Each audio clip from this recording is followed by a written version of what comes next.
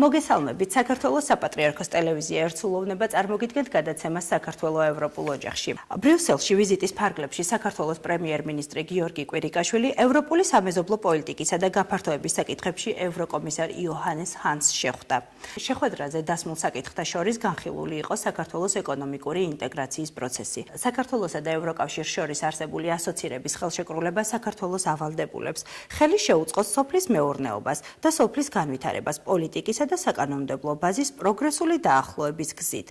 აგრეთვე აღინიშნა, რომ საქართველოს რეფორმების წარმატებით განხორციელების კუთხით კვლავ ინარჩუნებს ლიდერის პოზიციას ახლო აღმოსავლეთის ქვეყნებში. სოფლის მეურნეობის განვითარების კუთხით საქართველოს მთავარი დონორი ევროკავშირია. ამ სფეროში ორგანიზაცია დახმარებას ემპარდის პროგრამის ფარგლებში ახორციელებს. ევროპის სამეზობლოს სოფლის მეურნეობისა და სოფლის განვითარების პროგრამის ემპარდის ფარგლებში ჩვენ 115 მილიონ ლარს გამოვყოფთ. ამ პროგრამაში განსაკუთრებული აქცენტი კოოპერატივების განვითარებაზე კეთდება, განაცხადა ევროკომისარმა იოჰანეს ჰანმა საქართველოს პრემიერ-მინისტრთან გიორგი კვირიკაშვილთან შეხვედრის დროს. დღეს სტუმრებთან ერთად სწორედ ემპარდის თემაზე ვისაუბრებთ. რა არის პროგრამის მიზანი, როგორ ვითარდება კოოპერატივები საქართველოში? რამდენიმე წამში სტუდიაში სტუმრებთან ერთად დაგიბრუნდებით. ჩვენ დავბრუნდით სტუდიაში და ჩვენი სტუმრები არიან სასოფლო-სამეურნეო კოოპერატივების განვითარების სააგენტოს თავმჯდომარე გიორგი მიშელაძე, მოგესალმებით ბატონო გიორგი, ოქსფამის სოფლის მეურნეობისა და სასურსათო უსაფრთხოების პოლიტიკის პროგრამების მენეჯერი ლევან დადიანი, მოგესალმებით ბატონ ლევან, პირველი კითხვით თქვენ მინდა მოგმართოთ. 2013 წლიდან ევროკავშირი ახორციელებს ემპარდის პროგრამას საქართველოში. გასულია უკვე 3 წელი. დღეს რა ხელშესახებ შედეგებზე შეგვიძლია უკვე ვისაუბროთ? რა იყო ამ პროგრამის შედეგი? რა გვაქვს დღეისათვის? დღესდღეობით ჩვენი ანალიზის მიხედვით ჩვენ ვარკვევთ, რომ ერთწლიანი დინამიკა გვიჩვენებს, რომ შემოსავლების ზრდამ თითოეული წევრისა იმ კოოპერატივების, რომელიც დაფინანსდა, საშუალოდ შეადგენს დაახლოებით 40%-ს. ეს არის ძალიან საგულისხმო შედეგი, სხვათა შორის ეს არის შედეგი, რომელსაც ჩვენ არ ვგეგმავდით. ჩვენ ვგეგმავდით მინიმუმ სულ ცოტა 20%-იან ზრდას შემოსავლებისას. მაგრამ ამან შეადგინა 40%. ანუ პროგრამისგან მაქსიმალური შედეგია. ორჯერ მეტი მოსალოდნელი. ეს რის ხარჯზე მოხდა ეს? ეს მოხდა პირველ რიგში იმის ხარჯზე, რომ ძირითადი პრობლემა, რომელიც უკავშირდება ჩვენ სასოფლო-სამეურნეო დარგს, მის პროდუქტიულობას, კონკურენტუნარიანობას, ეს არის დაკავშირებული კაპიტალური აქტივების წვდომაზე. ანუ მათ მოსახლეობას, ვისაც გაეწიეს დახმარება, შეექმნა საშუალება, რომ უფრო მეტი ეწარმოებინა, უფრო მაღალი ხარისხის ეწარმოებინა და გარდა ამისა კიდევ ღირებულებაც დაემატებინა გადამუშავების ხარჯზე. თავად პროგრამა ეს არის ძალიან მრავალკომპონენტიანი პროგრამა, მათ მიიღეს ძალიან მრავალკომპონენტიანი მხარდაჭერა, არა მხოლოდ ინვესტიციის სახით, არამედ სწავლებების სახით, მეგზურობის სახით. ჩვენ ვეხმარებით ბაზრების წვდომასთან დაკავშირებითაც, ანუ გარკვეული თვალსაზრისით ისინი რომ გავიდნენ სხვადასხვა ბაზრებზე, სეგმენტებზე, ამაში ვეხმარებით მათ. ცალკე კომპონენტია პროდუქციის ბრენდირებასა და სერტიფიცირებასთან დაკავშირებით. ვაძლევთ საშუალებას, რომ გამოფინონ თავიანთი პროდუქცია სხვადასხვა ბაზრობებზე, გაუწიონ რეკლამა და ასე შემდეგ. აი ამ ყველაფრის ერთობლიობამ საბოლოო ჯამში მოგცა ის შედეგი, რომ ფიქსირდება პროდუქტიულობის ზრდა და შესაბამისად ამასთან დაკავშირებით შემოსავლების ზრდაც. ბატონო გიორგი, ბოლო წლების მანძილზე სახელმწიფომ წამოწია ეს აგროკულტურული თემა, რაც ძალიან მნიშვნელოვანია ქვეყნისათვის, თავისთავად ცხადია. როგორ მიიღო მოსახლეობამ ეს გამოწვევა, რა დარგები გამოიკვეთა უფრო მეტად? ჩვენ თქვათ შეგვიძლია ვთქვათ, რომ იგივე მეღვინეები ცდილობენ განავითარონ თავიანთი პროდუქცია. რაზეა უფრო მეტად მოთხოვნა? საქართველოს პარლამენტის მიერ 2013 წლის 12 ივლისს, როდესაც მიღებული იქნა კანონი სასოფლო-სამეურნეო კოოპერატივის შესახებ, ამის შემდგომ დაიწყო უკვე რეალურად აგრარული სექტორის კოოპერაციის მხარდაჭერა და მასში ჩვენი ინდივიდუალურად მოქმედი ფერმერების და გლეხკაცის ჩართვა. ამის შემდგომ, რა თქმა უნდა, სააგენტო შექმნა მოყვა ამას და პირველი სტატუსი სასოფლო-სამეურნეო კოოპერატივისა მივანიჭეთ უკვე 2014 წლის 7 მარტს. დღეს მდგომარეობით ეს ციფრი გაზრდილია 1631-მდე და მინდა ვთქვა, რომ თავიდან რა თქმა უნდა საკმაოდ ისეთ სკეპტიკურად უყურებდნენ კოოპერატივს და რატომაც კი არ გასაგებია რა თქმა უნდა რა მიზეზებითაც, რომ ასოცირებას ახდენდნენ კოლმეურნეობასთან. დღეისათვის შეიძლება ითქვას, რომ ეს მენტალობა უკვე აღარ არის ქართველ გლეხკაცში და ნათლად დაინახეს, რომ კოლმეურნეობა არ არის კოოპერატივი. ანუ რა თვისობრივი სხვაობა ამ ორ ტერმინს შორის, ამაზე ევროკომისარმა იოჰანეს ჰანმაც ისაუბრა კვირიკაშვილთან. ყველაზე მთავარი განსხვავება არის ის, რომ მაშინ არავინ არ ეკითხებოდა, თქვათ, კოლმეურნეობაში გაწევრიანებულ გლეხკაცს, თქვათ, ესათვის პროდუქტი უნდა ეწარმოებინა თუ ან სად გაიყიდათ პროდუქტი. დღეს უკვე ეს ყველაფერი საერთო კრების მიერ კოოპერატივის მეპაიების, ანუ წევრების მიერ იღება გადაწყვეტილება და შემდგომ შესაბამისად ბიზნეს გეგმაც ასე უნდა აეწყოს. ისე რომ დღეს შეიძლება ითქვას, რომ ეს მენტალობა უკვე გარდატეხილია და თანაც ციფრიც ის რომ დღეს 1631 კოოპერატივია და თანაც ეს არის სულ რაღაც 2 წლის 2 წელიწადნახევარი ასე ვთქვათ შედეგი ეს უკვე საკმაოდ კარგი წინ გადადგმული ნაბიჯია. ხარ ხდება გლეხების გაწევრიანება კოოპერატივში რა პრაქტიკული ნაბიჯები ითქმება, როგორია თანმიმდევრობა? Ну, პირველ რიგში თანამოაზრეები უნდა გაერთიანდნენ კოოპერატივის დასაფუძნებლად, ამის შემდგომ უკვე განსაზღვრონ რისთვის ჭირდებათ კოოპერატივი, ერთობლივი საქმიანობა, რატო უნდა განახორციელონ, რომ ამ ერთობლივი საქმიანობის საფუძველზე რა სიკეთეს მიიღებენ ისინი, ამის შემდგომ უკვე წესდება უნდა შემუშავდეს, რომელიც უკვე ჩვენ წინასწარ შემუშავებული გვაქვს ტიპიური წესდების სახით და ჩვენს ვებგვერდზეც და საჯარო რეესტრის ეროვნულ სააგენტოს ვებგვერდზეც დევს და მათ შეუძლიათ რომ გამოიყენონ. და დარეგისტრირდნენ უკვე საჯარო რეესტრში როგორც კოოპერატივის ორგანიზაციული ფორმით. ხოლო შემდგომ უკვე ეს ნებაყოფლობითია შეუძლიათ ჩვენთან სტატუსი მოიპოვონ, წარმოადგინონ განაცხადი და 5 სამუშაო დღის განმავლობაში განვიხილოთ და უკვე მივანიჭოთ სასურსამე კოოპერატივის თავს, რაც თავისთავად უკვე კოოპერატივის აძლევს შესაძლებლობას ჩაერთოს როგორც თქვა სხვადასხვა სახელმწიფო პროგრამებში, რომელიც განსაზღვრულია კოოპერატივების განვითარებისათვის, ასევე მოექცეს იმ საგადასახადო შეღავათების არეალში, რომელიც კანონის მიღებისთანავე საქართველოს პარლამენტმა მიიღო მთავრობის ინიციატივით შეღავათების სახით კოოპერატივებზე. თამამად შეიძლება ითქვას, რომ სოფლიოში არ არსებობს პრეცედენტი, რომ მეწარმე სუბიექტი იყოს გრანტის მიმღები და ამავდროულად გრანტის მიღებით ის იყოს განთავისუფლებული მოგების გადასახადისა. ამ შემთხვევაში მიუხედავად იმისა, რომ კოოპერატივი როგორც ორგანიზაციული ფორმა არის სამეწარმეურდული პირი, ის მიიღებს გრანტს, ანუ გრანტი მოგეხსენებათ საჩუქარია, სახელმწიფო იქნება თუ დონორებისა და მიღებულ გრანტს მოახმარს 100%-ით იმ მიზანს, რა მიზნისთვისაც მიიღო და ის არ დაიბეგრება. ეს უკვე ერთ კიდევ წინ გადადგმულია ნაბიჯია ჩვენი კოოპერატივების მხარდაჭერისათვის. ბატონო ლევან, თქვენ მინდა გკითხოთ, როდესაც გლეხი უკავშირდება ამ პროგრამას, როგორ ხდება ბიზნეს გეგმის გაწერა? ამ პროგრამას ახორციელებს 4 სხვადასხვა კონსორციუმი. ერთ-ერთი მათგანი ოქსვამი გახლავთ, გარდა ამისა არის KEA, Mercy-Corps და PINI, ასეთი ორგანიზაციებია, რომლებიც ახორციელებენ ამ პროგრამას ცალკე მდგომი პროექტების მეშვეობით და თითეული მათგანის განაწესი საგრანტო პროგრამაში მონაწილეობის თაობაზე გარკვეული თვალსაზრისით ერთმანეთისგან განსხვავდება, თუმცა პრინციპი ერთია, რომ პირველ ეტაპზე სრული ბიზნეს გეგმის მოთხოვნა არ ხდება, ანუ ხდება ბიზნეს იდეის წარმოდგენა. ძალიან მარტივი ფორმა, ანუ არ მოეთხოვება, ვთქვათ, წარმოდგენს, რომ მან მაინც და მაინც იცოდეს ბიზნეს გეგმის მომზადების პრინციპი და სრული ბიზნეს გეგმის სახით ეს წარმოადგინოს. ძალიან მნიშვნელოვანია, რომ ეს უნდა იყოს ჯგუფური ინიციატივა. ანუ ამ შემთხვევაში პრიორიტეტი იმდენად შეიძლება არ მიენიჭოს აუცილებელი და გარდაუვალი არ არის, რომ წარმომდგენი უკვე დარეგისტრირებული კოოპერატივი იყოს, თუმცა ესეც შესაძლებელია. შესაძლებელია იყოს არაფორმალური ჯგუფი, თუმცა ეს უნდა იყოს ჯგუფური ინიციატივა ეს ერთი და მეორე მათ უნდა კონდეთ მანამდე თუნდაც არაფორმალურად თანამშრომლობის, ურთიერთთანამშრომლობის და ერთობლივი საქმიანობის გარკვეული გამოცდილება.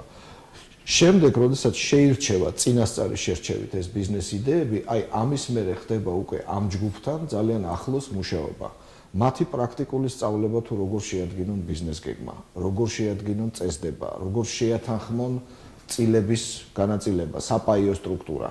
ანუ უშუალოდ ორგანიზაციის წარმომადგენლები უწევენ მათ აი ამ დახმარებას ბიზნეს გეგმის შედგენაში. ისინი ხდებიან აი ამ პროგრამის ფარგლებში კომპლექსური დახმარების საგანი. ბატონო გიორგი, ბატონო ლევანმა ისაუბრა კოოპერატივების წევრების შემადგენლობაზე. არის ძალიან ხშირად ესეთი შემთხვევა, როდესაც ოჯახის წევრები არიან. ეს მოდის თუ არა კანონთან წინააღმდეგობაში? აქ თავისთავად ცხადია, კარგია, როდესაც ვითარდება ოჯახური ბიზნესი, თუმცა თუ საქართველოს აქვს პრეტენზია, რომ თავისი პროდუქცია გაიტანოს ევროპის ბაზარზე, ალბათ უნდა განვითარდეს აქ უფრო კოოპერატივების თემა და სხვა მიმართულება. აი როგორ ხდება ეს სახელმწიფოს მხრიდან, როგორ რეგულირდება კანონით? გეთანხმებით ნამდვილად იმისათვის, რომ აგრარულ სექტორში კოოპერაცია განვითარდეს და თვითონ აგრარულ სექტორი განვითარდეს პირველ რიგში, საჭიროა რომ რაც შეიძლება მეტი ადამიანი ჩაერთოს ბიზნესში და ბიზნესზე ორიენტირებული გახდეს. ეს კოოპერატივი არის სწორედ ის ფორმა, რომელიც აძლევს ამის შესაძლებლობას, რომ ერთი ორგანიზაციის ფარგლებში რაც შეიძლება მეტი ადამიანი გაწევრიანდეს და ყველამ თავისი შესაძლებლობების შესაბამისად მიიღოს შემოსავალი და ერთმა მეორეს ხელი არ შეუშალოს. რაც შეეხება ერთი კოოპერატივის ფარგლებში ერთი ოჯახის წევრების გაერთიანებას, ამას კანონი ცალსახად არ კრძალავს. მთავარი აქ არის, რომ ოჯახის წევრებს უნდა გქონდეთ მკვეთრად გამოხატული ეკონომიკური მონაწილეობის დასაბუთების შესაძლებლობა კოოპერატივის ფარგლებში, ვინაიდან ყოველი მეპაიე ვალდებულია იმისათვის, რომ კოოპერატივის მეპაი იყოს, მან გარკვეული კრიტერიუმები უნდა დააკმაყოფილოს, მათ შორის როგორც საქართველოს მოქალაქე უნდა იყოს 18 წელზე უფრო ასაკის და უნდა იყოს სასოფლო სამეურნეო საქმიანობით ჩართული, ანუ და ფლობდეს საპაიო შენატანს. აი აქვე აღსანიშნავი, რომ საპაიო შენატანი უნდა იყოს მისი ეკონომიკური მონაწილეობის პროპორციული. სწორედ ესაა ის განმასხვავებელი სხვა სუბიექტებისაგან და ასევე ეს ადგენს იმას, რომ ვის შეუძლია, რა ფორმით შეიძლება მონაწილეობა მიიღოს წევრმა კოოპერატივის ფარგლებში. ამიტომ ვთვლით, რომ მიუხედავად იმისა, შეიძლება ოჯახის წევრების ერთ კოოპერატივში არსებობა, თქვათ, არ უშლის ხელს, კანონი არ კრძალავს, მაგრამ სასურველია და აუცილებელიც იმისათვის, რომ ესა თუ ის სუბიექტი ჩამოყალიბდეს ძლიერ, მდგრად, მეტი შესაძლებლობების მქონე და ნამდვილად განვითარდეს და მით უმეტეს იმ რაოდენობის პროდუქტი აწარმოოს, მას შესაძლებლობა მიეცეს არა მხოლოდ ადგილობრივ ბაზარზე მიაწოდოს პროდუქტი, არამედ საზღვარგარეთაც ეს ევროკავშირის ბაზარი იქნება თუ მსოფლიოს სხვა ბაზარი პროდუქტი მიაწოდოს, აუცილებელიც არის მეტი სხვადასხვა ოჯახის წარმომადგენლები ჩაერთონ კოოპერატივში, ვინაიდან ჩვენ და სამწუხაროდ ევროპის ბევრი ქვეყნებისაგან და თუნდაც ამერიკის სოფლის მეურნეობაში ჩართულ ფერმერებისაგან და საოჯახო მეურნეობებისაგან განსხვავებით, ჩვენთან გაცილებით დაბალი ეკონომიკური შესაძლებლობები აქვს ჩვენს ფერმერებს, ვიდრე ვთქვათ ამერიკაში. შეიძლება ნაკლები იყოს კოოპერატივთა რაოდენობა საქართველოში, მაგრამ აუცილებელია რომ რაც შეიძლება მეტი წევრი იყოს გაწევრიანებული. მინიმალური წევრი რამდენი შეიძლება იყოს კოოპერატივში? ჩვენი კანონმდებლობა მაგთხრით საკმაოდ ლიბერალურია. მაღალმთიან რეგიონებში მინიმუმ 3 წევრი შეიძლება იყოს კოოპერატივში, ხოლო საქართველოს დანარჩენ ტერიტორიაზე მინიმუმ 5, იმისათვის რომ კოოპერატივმა სტატუსი მოიპოვოს, მაგრამ კიდევ ვიმეორებ, ეს არ ნიშნავს იმას, რომ შემოვიფარგლოთ მხოლოდ და მხოლოდ ამ რაოდენობაზე და ჩვენ არ ვიფიქროთ ჰორიზონტალურ ინტეგრაციაზე კოოპერატივების ფარგლებში. ზაფხულში ბათუმში ჩამოსული იყო ევროკომისარი იოჰანეს ჰანი და მან მოინახულა მთავრობის სხვა წევრებთან ერთად ერთ-ერთი კოოპერატივი, რომელიც შექმნეს უსინათლოებმა, დიახ და ისინი აწარმოებენ მალინას. ჩვენ შეგვიძლია ამის შესახებ სიუჟეტი მაყურებელთან ერთად ვნახოთ. ევროკომისარი იოჰანეს ჰანი აჭარაში ვიზიტის დროს სოფელ ოჩხამურს ესტუმრა. მან მოინახულა სასოფლო სამეურნეო კოოპერატივი ლურჯა 2015, რომელიც დაფინანსებულია ევროკავშირის პროგრამა ემპარდის ფარგლებში. კოოპერატივი ჟოლოს აწარმოებს. მისმა წევრებმა, რომელთა შორის არიან უსინათლო პირები, ევროკომისარს თავად მიაწოდეს ინფორმაცია წარმოებულ პროდუქციაზე, მოსავლიანობაზე და სამომავლო პერსპექტივებზე. ევროკომისარმა ისაუბრა კოოპერაციის როლის შესახებ სოფლის მეურნეობის განვითარების საქმეში. მან აღნიშნა, რომ 2013 წლიდან საქართველოს სოფლის მეურნეობის განვითარებას 250 მილიონ ლარზე მეტი თანხის დახმარება გაეწია.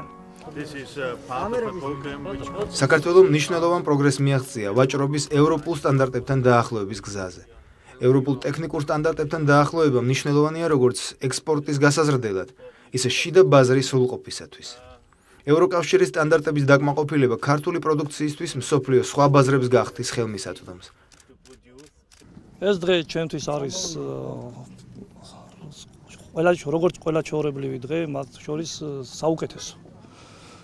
იმიტომ რომ ჩვენი პროდუქციის ინტერესმა და სფერომ დაინტერესა ევროკავშირი და ძალიან ბევრი სტუმრები და ამით ეს საამაყოა, რომ კოოპერატივი ლურჯა 2015 არ გაჩერდება ერთ ადგილზე, როგორც ხონდა თავიდანვე წესდებაში და მიზნებში, გავაგრძელებთ წინსვლას და ვიქნებით სამაგალითო, რომ ერთობლივი მუშაობა და კოოპერატიული მუშაობა არის ერთ-ერთი წამყვანი. ამითი საქართველო გაძლიერდება, იქნება ძლიერი. თუ არის საქართველოს სოფლის-მეურნეობა ძლიერი, საქართველო ძლიერია. ევროკომისარმა კოოპერატივის წევრებს საჩუქრები გადასცა.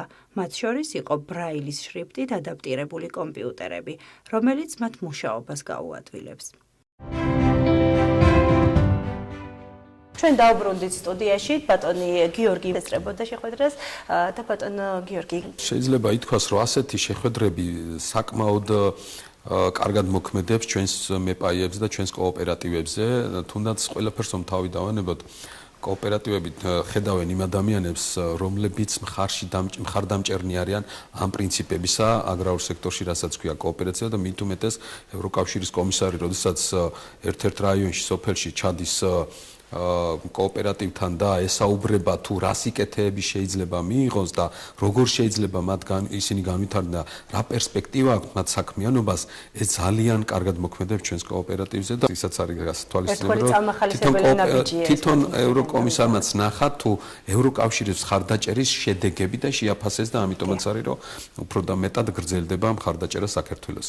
მე ვიტყოდი, რომ ემპარდის ფარგლებში თუ მუნიციპალიტეტებს შევადარებთ ერთმანეთს ძალიან დაბალანსებული მდგომარეობა, ვერ გამოვყოფ განსაკუთრებულად თქვათ რომელიმე მუნიციპალიტეტს, რომელიც უფრო მეტად აქტიურია თუ ნაკლებად, ეს მონაცემები თითქმის ერთმანეთს ემთხვევა.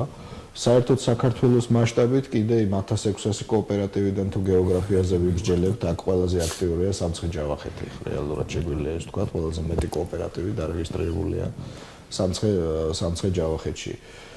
თვითონ ეს კონსორციუმები მათ აქვთ გეოგრაფია დაყოფილი, ანუ მაგალითად ოქსვამი 13 მუნიციპალიტეტში ახორციელებს ამ პროგრამას და ჩვენ მოწოდებული ვართ, რომ მაქსიმალური ჩართულობა იყოს იმ რესურსების ფარგლებში, რაც ჩვენ გვაქვს იმისთვის, რომ მოხდეს მაქსიმალურად ეფექტიანად კოოპერატივების ფორმულირება, შექმნა და ასე შემდეგ. ძირითადად რა დარგებია უფრო განვითარებული, აი რა დარგებზეა უფრო მეტად მოთხოვნა სხვადასხვა რეგიონებში?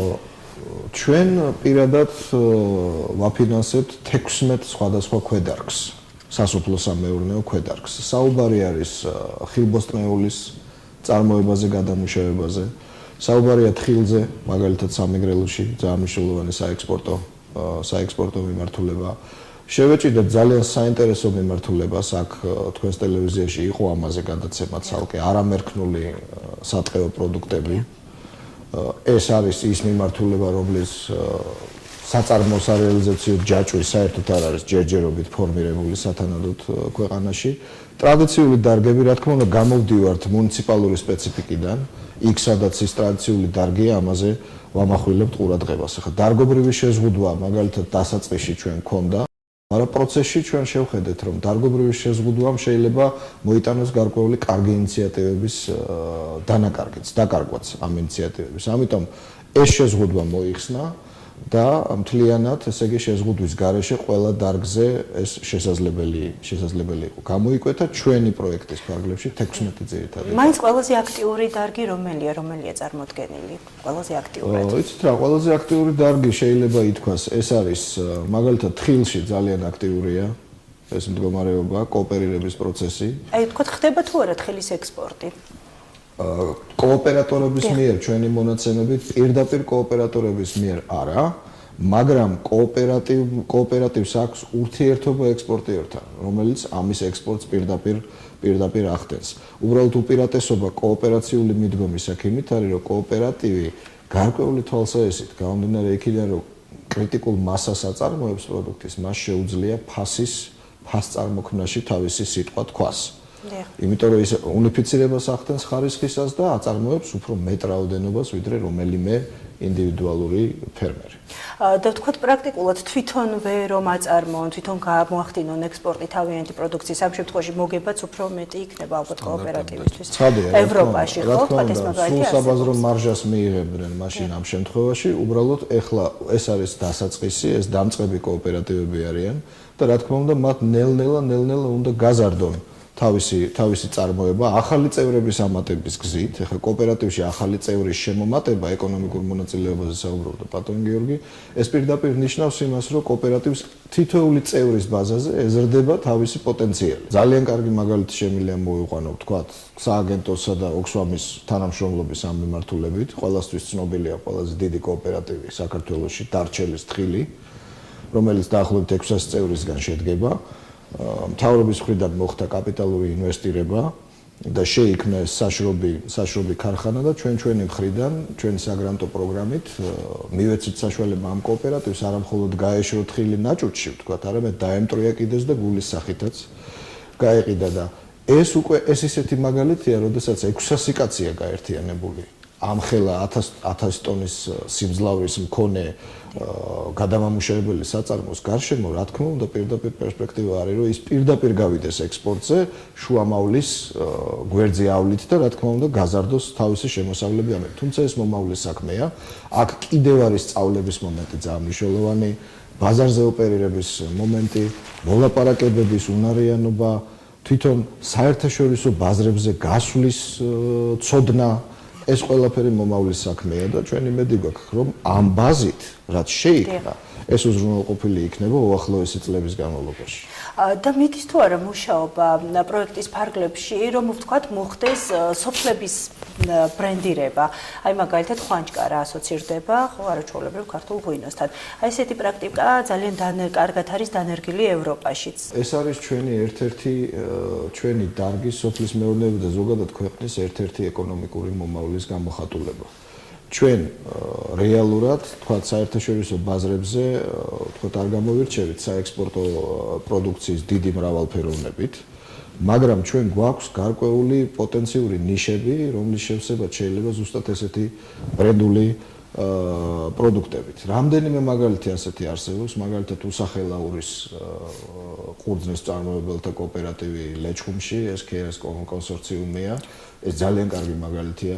ოქსვამის მაგალითისთვის მაგალითად მოვიყვანდი თუშეთში, გომეწრის ხეობაში, საქართველოში ზღვის დონიდან ყველაზე მაღლა მდებარე კოოპერატივს, დაახლოებით 2000 მეტრია, სადაც გუდის ყველის წარმოება ხდება და ჩვენ ახლა ვფიქრობთ, რომ ბრენდი შემოვიტანოთ. ბრენდი ზოგადად დარეგისტრირებულია გუდის ყველი, როგორც ასეთი გეოგრაფიული დასახელება თუშური გუდა, მაგრამ ქვედასახელებაზე ვმუშაობთ ახლა, რომ აი გომეწრის გუდა, აი ესეთი ალაზნის თავი ქვია იმ ადგილს, რომ ვთქვათ, ის კონკრეტული არეალია, სადაც ხდება, სადაც არის მთლიანად საწარმოო სიმძლავრეები განლაგებული, ძალიან მოშორებული ადგილია, მანქანით ვერ მიხვალ და სეზონურობა ძალიან მაღალია, მაგრამ იქ ეს თვითონ ადგილი იძლევა საშუალებას, რომ ასეთი სახის ბრენდირება მოხდეს. არის სხვა კოოპერატივების, მაგალითად ჩურჩხელების წარმოებელი ახმეტაში, რომელიც ესეთ ბრენდირებას ახდენს თავისი სოფლის სახელით.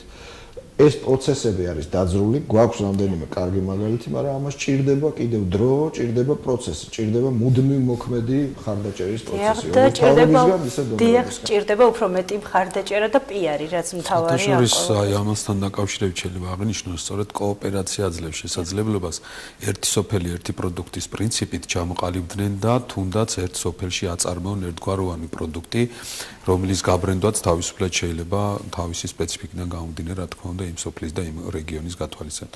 ამიტომ სწორედ კოოპერატივის მეშვეობით არის უფრო ადვილად შესაძლებელი ის, რაც ვთქვათ, ინდივიდუალურად ჩვენს ფერმერებს აქამდე არ შეეძლოთ, შეიძლება ითქვას ასე. ძალიან კარგი და ბატონ ლევან, თქვენ ახსენეთ ახალციხე. ახლა შეგვიძლია ვნახოთ ერთ-ერთი კოოპერატივის მაგალითი, ჩვენი ჟურნალისტის მარიამ ბერიაშვილის სიუჟეტში, რომელიც იმყოფებოდა სამცხე ჯავახეთში ევროკავშირის წარმომადგენლებთან ერთად.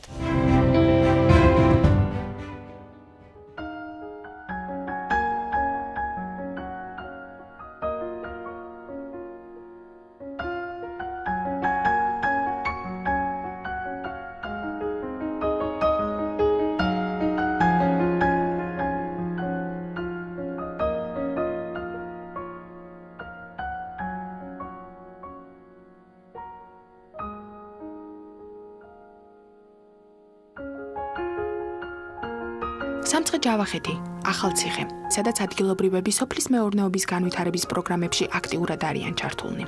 სხვადასხვა კოოპერატივის მეშვეობით ისინი ცდილობენ მეკარტოფილეობა თავიანთთვის გახადონ სარგებლიანი და სოფლის განვითარებასაც შეუწყონ ხელი. ადგილობრივები კოოპერატივის განვითარების პროგრამის ფარგლებში სხვადასხვა ტრენინგის საშუალებით ეცნობიან სიახლეებს და ითვისებენ იმუნარჩევებს, რაც საჭიროა მათი მეურნეობის წინსვლისათვის. ჩვენ გვიტარებენ ტრენინგებს, სადაც ვიღებთ ინფორმაციას, თუ როგორ უნდა ვაწარმოოთ სათესლე მასალა, როგორ გამოვიყენოთ ადამიანური და ფინანსური რესურსი უკეთ, როგორ დავამყაროთ ურთიერთობა მომხმარებელთან და ასე შემდეგ. აღმოჩნდა, რომ რაც აქამდე ვიცოდით, საჭირო ინფორმაციის მხოლოდ 30%-ია. სხვა ყველაფერი კი ამ პროგრამის ფარგლებში ვისწავლეთ. პროგრამის ფარგლებში ჩვენ ინტენსიურად დავიწყეთ ჩვენი მეურნეობის გაფართოება.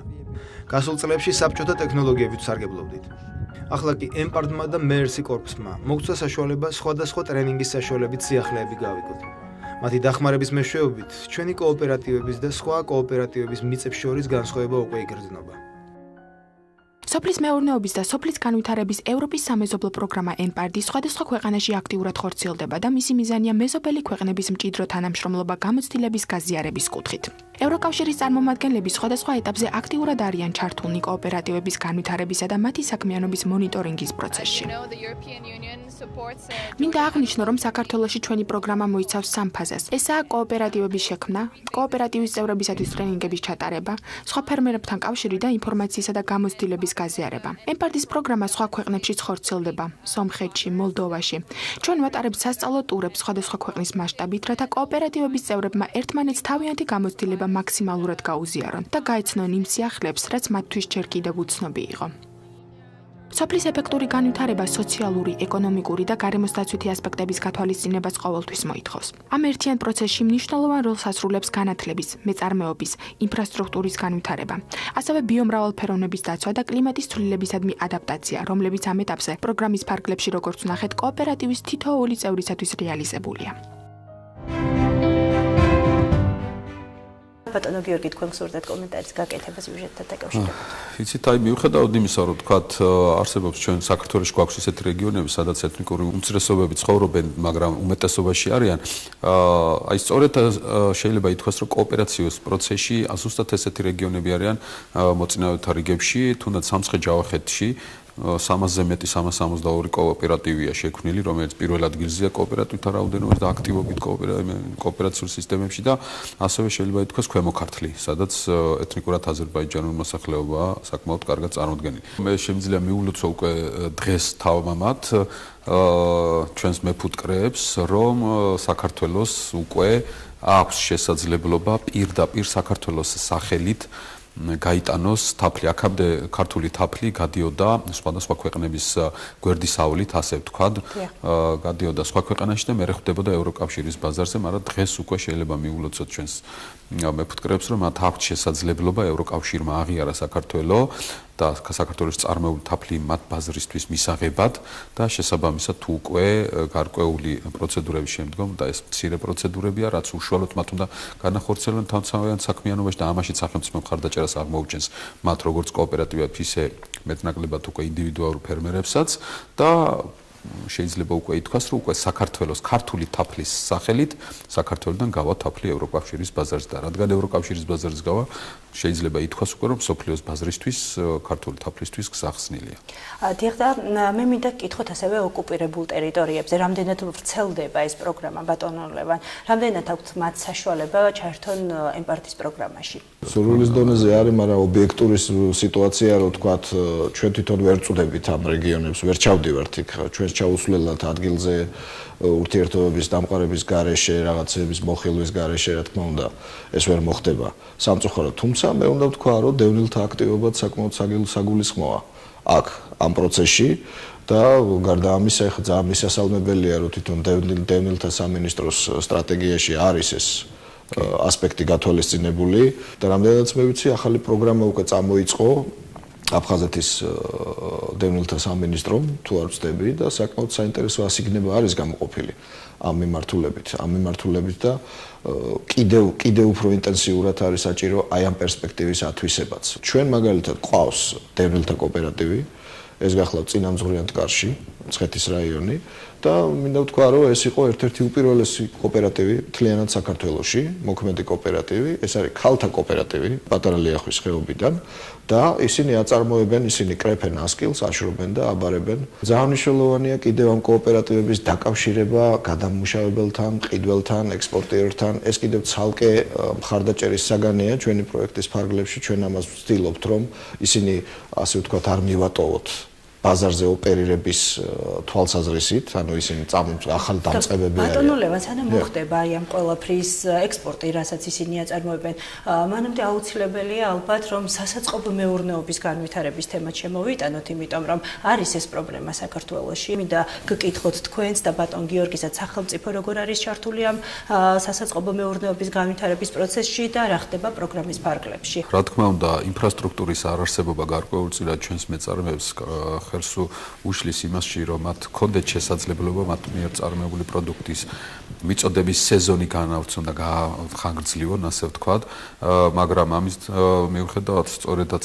ამის გათვალისწინებით საქართველოს სოფლის მეურნეობის სამინისტროს ერთ-ერთი ორგანიზაცია, ასე ვთქვათ, სისტემაში შემავალი პროექტების მართვის სააგენტოს აქვს სახელმწიფო პროგრამა, რომლის ფარგლებშიც არამხოლოდ გადამამუშავებელი საწარმოების ხარდაჭერა ხდება, არამედ სამაცივრე და სასაწყობო მეურნეობის მოწყობის პროგრამა და სწორედ აქაც საკმაოდ დიდი მოთხოვნილებაა. ჩვენ სამწუხარო ერთი ეგ არის, რომ ამ პროექტში ჯერჯერობით კოოპერატივები არ არიან ჩართულნი. გარდა ამისა, მნიშვნელოვანია კოოპერატივებთან მიმართებაში აი ზუსტად კოოპერირების სფეროები, რაც ჩვენ მოვიცავით აქ. შეიძლება აქ ძირითადად გამოიყოს რამდენიმე კატეგორია. ერთი არის სასაწყობო მეურნეობა, მეორე არის მექანიზაციის ერთობლივი ფლობა, მესამე არის გადამამუშავებელი სიმძლავრეები და გარდა ამისა თვითონ ერთობლივი წარმოებაც. ეხლა მთლიანად ოქსვამმა თავის კონსორციუმის ფარგლებში დააფინანსა დღესდღეობით 47 კოოპერატივი და ამათგან 15 არის ერთობლივი სასაწყობო მეურნეობა.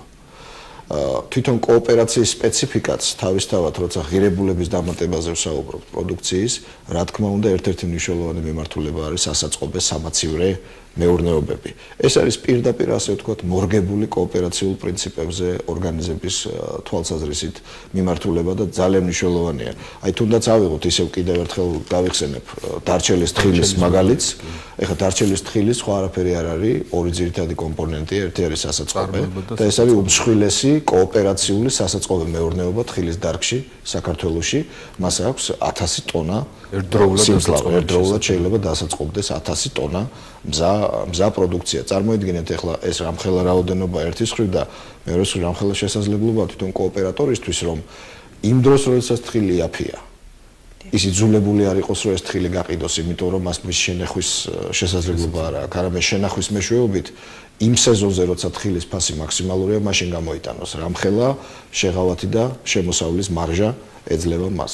სახელმწიფო რას აკეთებს და რა ხდება იმ პარტიის პროგრამაში, ამაც თუ არის რაღაც წამახალისებელი პუნქტები, რომელიც ხელს შეუწყოს მოსახლეობის დაბრუნებას სოფლად. თავარი მიზანი კოოპერაციისა სწორედ ეს არის ერთ-ერთი, რომ კოოპერაცია შეძლოს პირველ რიგში სოფლად მაცხოვრებელი ადამიანების ეკონომიკური შემოსავლის ზრდა, ასე ვთქვათ, მიგრაციის პროცესები შეაჩეროს და სოფლიდან ქალაქისაკენ, ასე ვთქვათ, ეს მიგრაცია შეაჩეროს და გარდა ამისა დაანახოს სოფლიდან წამოსულ ადამიანებს, რომ თუ ისინი გარკვეულ ბიზნესზე ორიენტირებული ჩამოყალიბებებიან, ვთქვათ, კოოპერატივების ფარგლებში, ხო, მათ შესაძლებლობა აქვთ, რომ ისიკეთე, რაც რომ შეიძლება სხვაგან მიიღოს, თავის სოფელშიც შეუძლიათ რომ მიიღო. ანუ თავი ასი შეგვიძლია ჩვენ უკვე რაღაც პრაქტიკული მაგალითები. რა თქმა უნდა, ძალიან ბევრი. აი თუნდაც მაგალითად ერთ-ერთი ასეთი კოოპერატივია დღეს უკვე თხის ფერმა, თხის ყველს აწარმოებენ ქალბატონი ილია დემეტრაშვილი, რომელიც თბილისიდან წავიდა თეთრწყაროს რაიონში ერთ-ერთი ოჯახი, თავისი ოჯახით მეუღლესთან ერთად გადასახლდა და დღეს კოოპერატივის წევრია, თავმჯდომარეა, ასე ვთქვათ, და სხვა ადგილობრივ მოსახლეობასთან ერთად, ის არ იყო იმ რეგიონის მკვიდრი, ასე ვთქვათ, წავიდა და ადგილობრივ მოსახლეობასთან ერთად შექმნა კოოპერატივი და უკვე ერთ-ერთ საინტერესო პროდუქტს თხის ყველს აწარმოებს.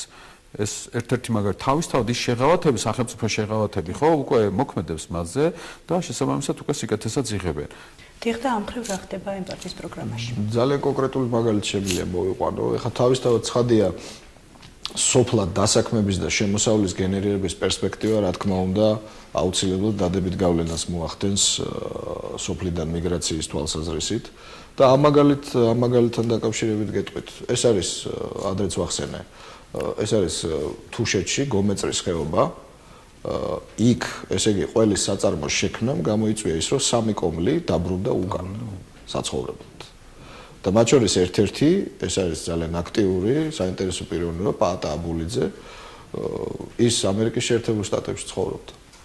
იძულებით მიგრაციაში და ჩამოვიდა უკან და ისევ დაბრუნდა ვრთავთ კოოპერაციის პროცესში, ასე ვთქვათ. ესეთი კონკრეტული პრეცედენტი, ანუ ამ სახის ინიციატივების ხელშეწყობა აუცილებლად გამოიწვევს სოფლიდან მოსახლეობის დენადობის შემცირებას. ახალგაზრდობის წვდომის თვალსაზრისით კიდე მეტის გაკეთება, რა თქმა უნდა, გრძელვადიან პერიოდში შესაძლებელია. ეხლა ახალგაზრდობა ზოგადად ინოვაციებისკენ უფრო არის მიდრეკილი, მისი აბსორბციის უნარი ინოვაციების გაცილებით უფრო მაღალია. კი ბატონო, და მე აუცილებლად მინდა გაჩვენოთ კიდევ ერთი სიუჟეტი. ჩვენი ჯგუფი იმყოფებოდა ნიდერლანდების სამეფოში. ჩვენ მოვხდით ერთ-ერთ უმსხვილეს სათბურში, რომელიც აწარმოებს ვარდებს და პომიდორს.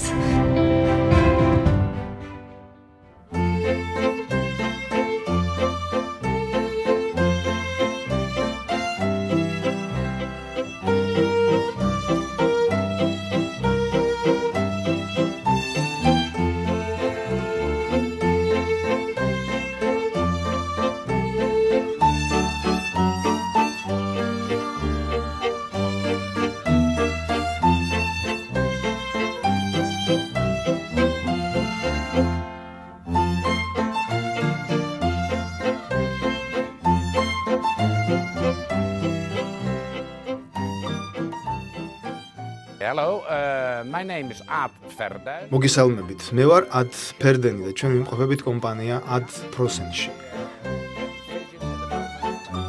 ოპერაციის პრინციპით მე და ჩემს მეგობარს შექმნილი გვაქვს კომპანია, რომლის სათბურებიც განაწილებულია ჯამში 52 ჰექტარზე.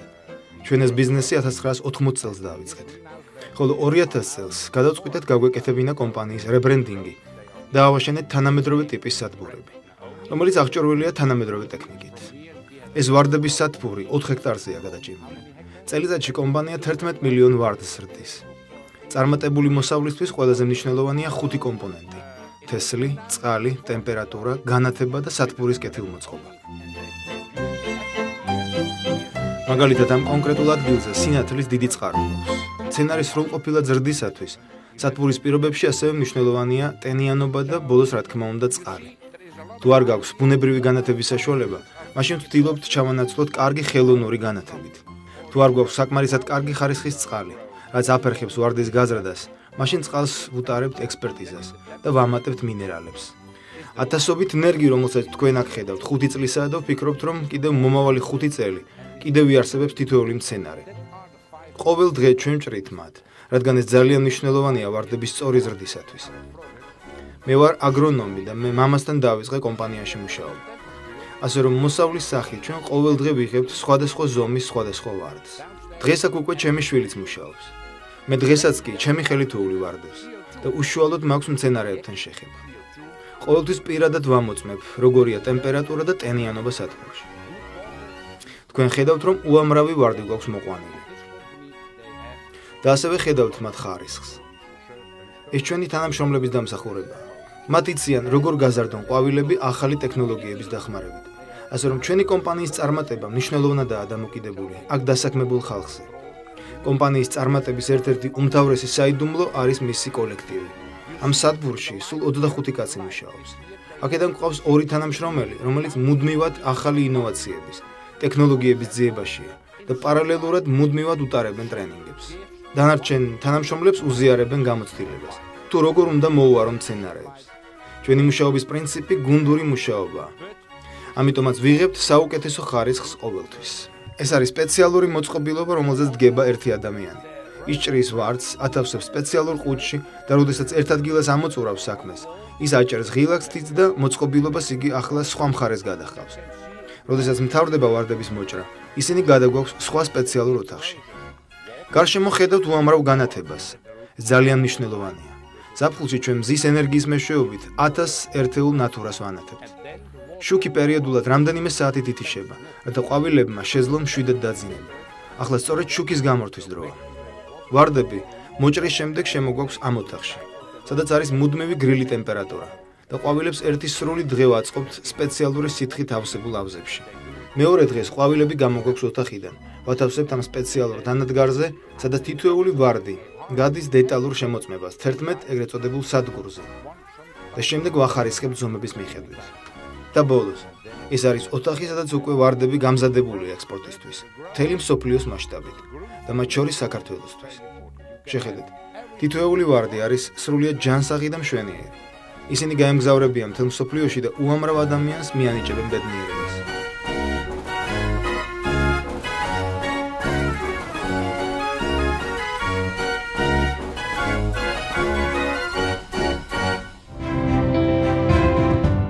ძალიან კარგი სიუჟეტი იყო, მით უმეტეს რომ ნიდერლანდები არის ქვეყანა, ასე ვთქვათ, სადაც შეიძლება ითქვას, რომ ერთი დიდი კოოპერატივია.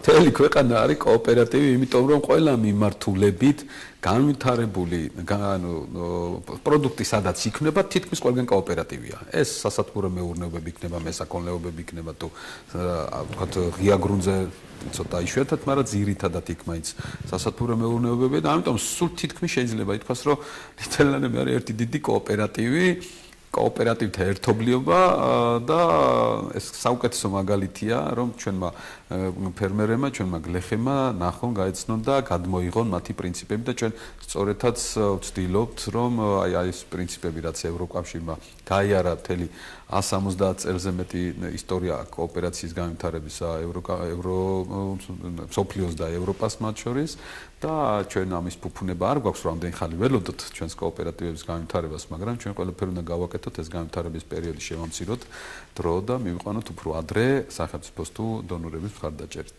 ბატონო ლევან, ბოლოს მინდა გკითხოთ, რა პრაქტიკულ რჩევებს მისცემთ იმ ადამიანებს, რომლებიც ჯერ არ არიან ჩართულნი ამ პროგრამაში, არ აქვს შექმნილი კოოპერატივი, მაგრამ აქვს სურვილი. მე ერთ-ერთ რჩევას მივცემდი, რომ ნუ შეხედავთ ამას როგორც სწრაფი გამდიდრების საშუალებას, შეხედეთ ამას როგორც ეტაპობრივად თქვენი საკუთარი ცხოვრების გაუმჯობესების შესაძლებლობას და ამის მთავარი წინაპირობა ეს არის ერთობა. ძალა ერთობაშია. გერბზე გვაწერია ეს და მთლიანად ჩვენი სახელმწიფოებრივი დევიზის გამოხატულება კოოპერაციულ სისტემაში არის პირდაპირ. მაგრამ მთავარია რომ ადამიანებმა ისწავლონ ერთობლივად მუშაობა და ნახონ ის გზები და შესაძლებლობები, სადაც ერთობლივი მუშაობის გარეშე შეუძლებელია. ანუ კოოპერატივი არის იმისთვის, ისეთი ერთგვაროვანი პრობლემების გადასაწყვეტად სხვადასხვა ადამიანთა, რომელთა გადაწყვეტაც ერთობლივი მუშაობის გარეშე არ შეიძლება. ძალიან დიდი მადლობა, მადლობას მოგახსენებთ სტუდიაში მობრძანებისთვის. მაყურებელს შევახსენებთ, რომ თქვენ უყურებდით გადაცემას საქართველოს ევროპულ ოჯახში. ჩვენი გადაცემის მხარდამჭერები არიან ნიდერლანდების საელჩო საქართველოში და დემოკრატიისა და განვითარების ცენტრი. ნახვამდის.